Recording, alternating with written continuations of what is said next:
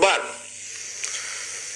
And even a child who is innocent, if the child touches the fire, it will burn. There is no excuse.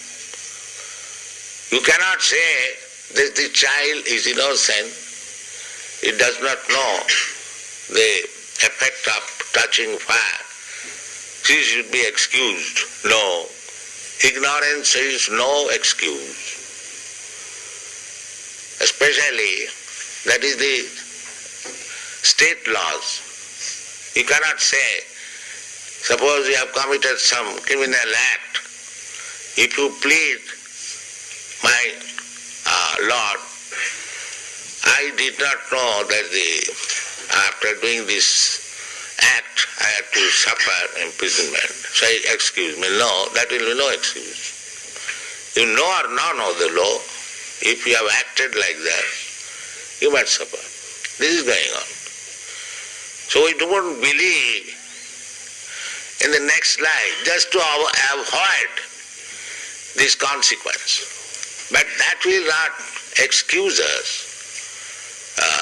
We have to accept a type of body. Otherwise, how? There are so many different types of bodies. What is the explanation? Why different forms of body, different stages of body, different standard of body? That is nature's law.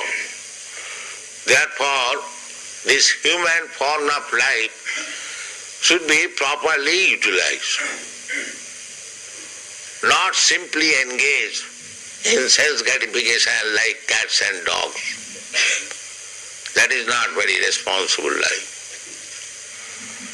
Responsible life is that I have got this improved form of life than the cats and dogs, and I have got more intelligence than the cats and dogs. If I simply utilize it for 4 bodily necessities of life.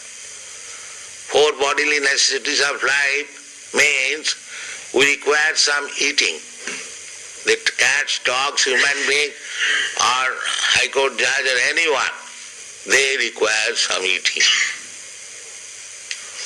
They require sleeping, apartment. So that is, cats and dogs can sleep without apartment. But the sleeping required. That is fact. Eating required. That is fact.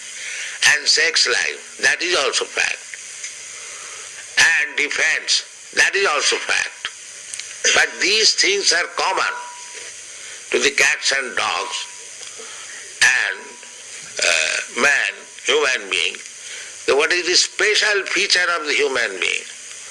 The special feature of the human being is that a human being can consider that I have got this nice American or Australian or Indian body, then what I am going to get next? What kind of body? That is utilized for human intelligence. A cat and dog cannot think like that. Therefore our business should be, now by the nature's way, I have come to this form of life, by evolutionary process. Now I have got good intelligence, how I shall utilize it? That proper utilization is indicated in the Vedanta philosophy. Vedanta philosophy, perhaps you have heard the name. Veda means knowledge, and Anta means last stage or end. Everything has got some end. So you are being educated, you are taking education, where it shall end? That is called Vedanta.